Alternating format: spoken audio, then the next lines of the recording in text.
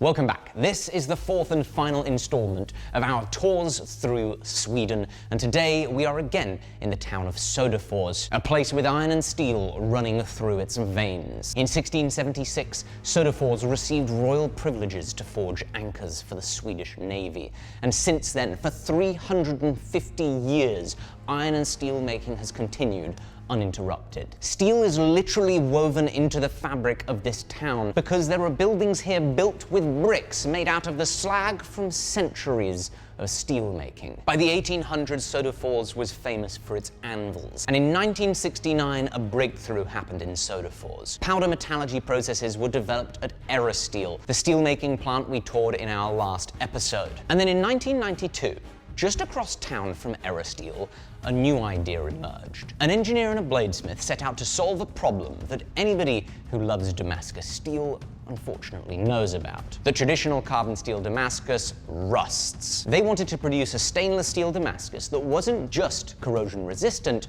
but also held a great edge. Being based in Sodapors made that possible, and this was the beginning of Damascus Steel. They commissioned 2 high-grade performance stainless steel alloys to be atomized into powder at Steel's facility. And then in their workshops, they developed techniques to fill these enormous capsules with these alternating grades of stainless powder. They'd send the filled capsule back to Steel, who would compact it in their hot isostatic press, forge it down into now solid round bars, creating what is one of their base patterns running all the way through the bar. From here, back at Damascus Steel's facility, further processing that you'll be familiar with from having seen it over the years in my workshop, such as twisting, coining, and other proprietary methods at Damascus Steel create what is now more than 37 patterns. And today, we've been given an exclusive look inside their workshop to show you everything that we're allowed to see.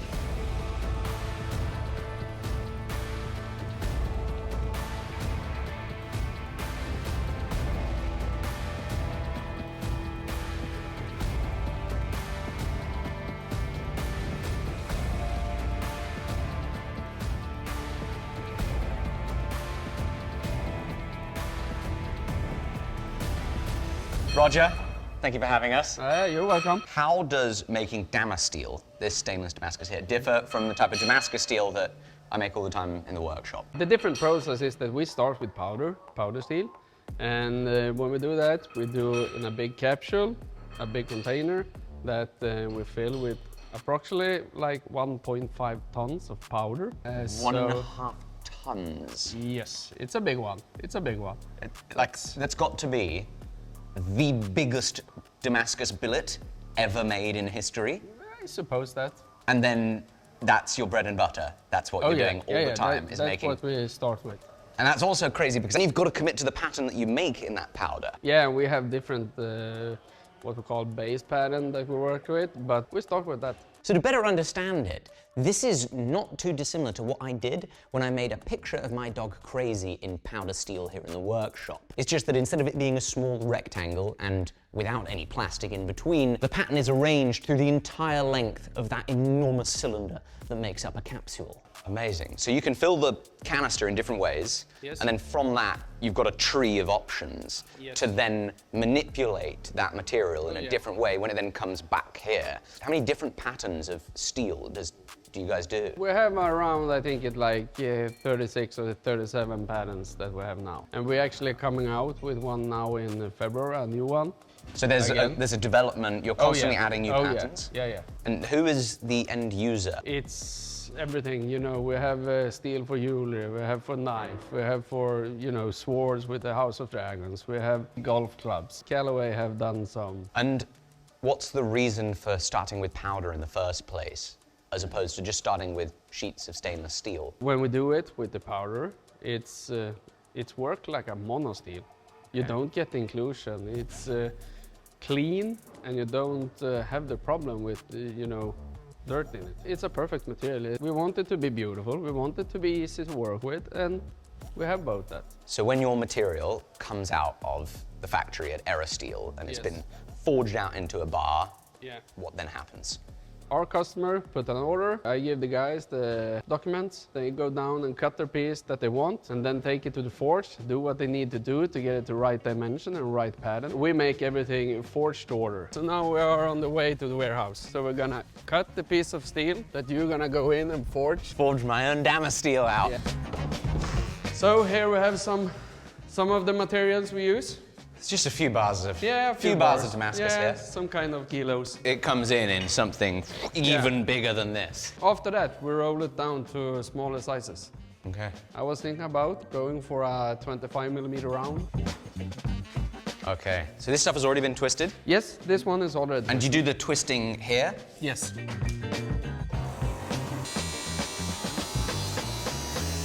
There's our twisted Damascus steel. As I was standing in their stockroom looking at this mountain of Damascus steel, it occurred to me, boy, do I underestimate how big the world is. And it is tremendously inspiring to see the result of a dream, a great idea, a great product, and where it can end up 30 years from then. I was equally inspired when we visited Grand Thrust Brooks and we saw the scale of their production, and it makes me so excited that right now we are living in the time where it is the easiest moment to start a business ever. Your great idea, your great product, it can be in front of people today. This episode is sponsored by Squarespace, which is a website building platform with dozens of drag and drop themes and powerful tools to help you build a beautiful website and bring your products to market. Sell unlimited physical or digital products. Sell your time with Squarespace scheduling. Run your email marketing campaigns there. It's a one-stop shop with no plugins, patches, or upgrades ever, so that you can focus on what really counts, which is creating that great idea, making that great product, and getting happy customers. So please go to squarespace.com/forge for a free trial with code FORGE at purchase for 10% off. Let's get back to Damascus steel. So all your furnaces, these are heated with electrical elements, right? Yes, electrical element. We keep them running 24/7. And these things are monstrous. A door operated on a treadle. We handle everything with hands. It's much easier to open and close with your feet. Then next up, beautiful Bechet, 100-kilo power hammer. Then some more of the tools in here. Here we have the hydraulic press that press with 350 tons. We use it for, both, you know, if we make squares, if we flatten stuff. Okay, that's a serious hydraulic press. That is a big boy. Yeah, and it's even kind of special because it's pretty small. For the amount of for pressure. the amount of pressure. Then, of course, you've got some beautiful rolling mill. 1946, right? Yeah, I think it was something like that, yeah. These rolls on it must be, what, 30 centimeters in diameter? I think it's a little bit more, but Even more. around that, yeah. Like 14-inch diameter rolls. It's a beautiful workshop. So, I think we're gonna throw these two pieces in, and you try on this first, and then go to that. Perfect. Yeah! Yeah. Tell you what, there is still some radiant heat coming out of there. That does cook.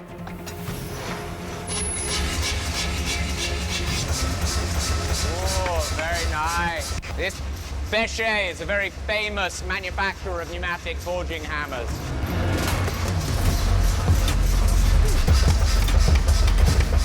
Oh, that's tough.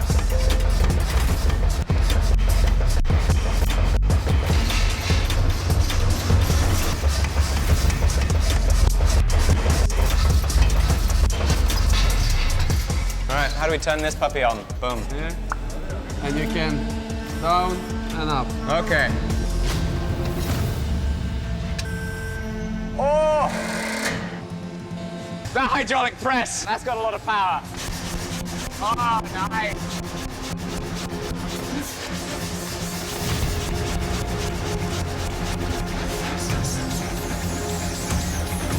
Super nice.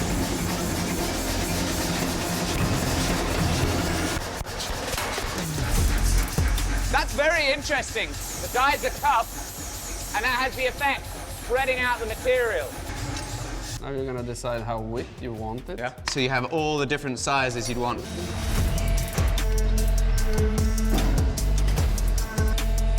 Now we're gonna measure how thick it is. 50. And now the big question, how thick do you want it? 4 millimeters after the milling. Yeah, then we do it to 5 millimeters. So now we're gonna start at 12 millimeters in rolling mill. Whoa! makes an interesting noise. We're going down 3 millimeters. Nice. It depends a little bit about sizes. It depends on how much you want to wield it. Okay, so if you take a bigger bite, it goes wider. Yeah. You take a small bite, so I can control the width there. Smart. Woohoo!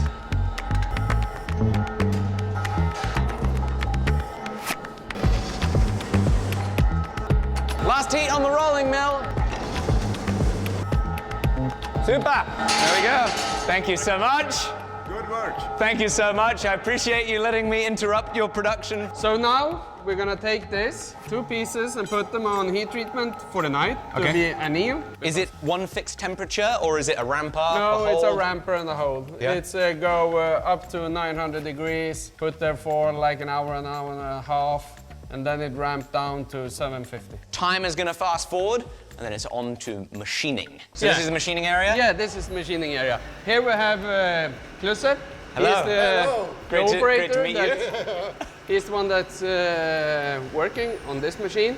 She's a beast. Oh yeah. That's a big milling machine. And so when you get your material, I mean, obviously we worked on some twisted material, but obviously you also work on coined material where you forged in the pattern. Yes. I'd love to see what happens. How do you clean that up?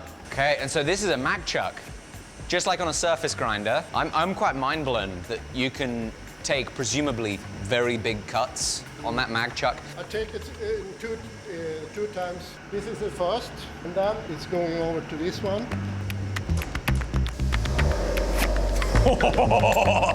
That's got some horsepower. Tool change for a finishing pass. Now it's going much softer. And that's also nice with this kind of machine. It do everything, you know, you put in what it is and what you want, and then he is splitting it himself. Other side.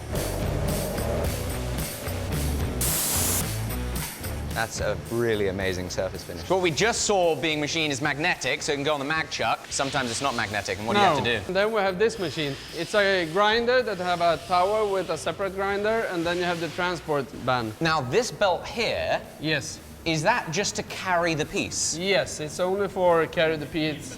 Yeah. Okay, because I've seen on woodworking sanders, Yeah. they have like a rubber belt Yeah. or something to feed it. So we can't use a rubber band because then it's gonna get burned. What is this machine called? We call it hela slipen. It's like the tower grinder. Tower grinder.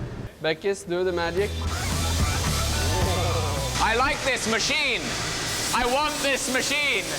This is amazing. You don't need any coolant. No, we just, after a while, when it's too hot, you just put it aside. Do something else. Yeah. So that's obviously amazing. That takes a lot more time than machining.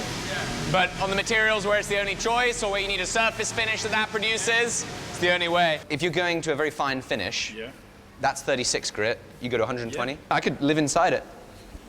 All right, into the etching room. Just like when I make carbon steel Damascus, you've got a couple of different alloys that each have a slightly different corrosion resistant, responds to acids differently. Same thing here, even though it's stainless steel, which is very resistant to corrosion, you expose the pattern with an acid. For the main etching that we do on the knife material, we're using a pickling bait. So now Klusse has to gear up.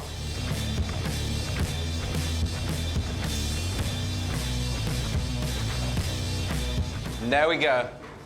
Damascus steel pattern. That is our stainless Damascus. Gonna put this in my workshop and make something beautiful out of it. I hope you go check out the last video where we toured Era Steel. It's the factory, literally 150 meters that way in Sodapors, that produces the powder for Damascus steel and also performs the hot isostatic pressing and initial forging of their 1.5 ton billets. That was such an incredible day, and you're gonna love the video. An enormous thank you is owed to the team at Damascus Steel for having us, letting us have a look at their workshop and their lovely machines. I hope you check out today's sponsor at squarespace.com/forge. See you in the next one. Bye-bye.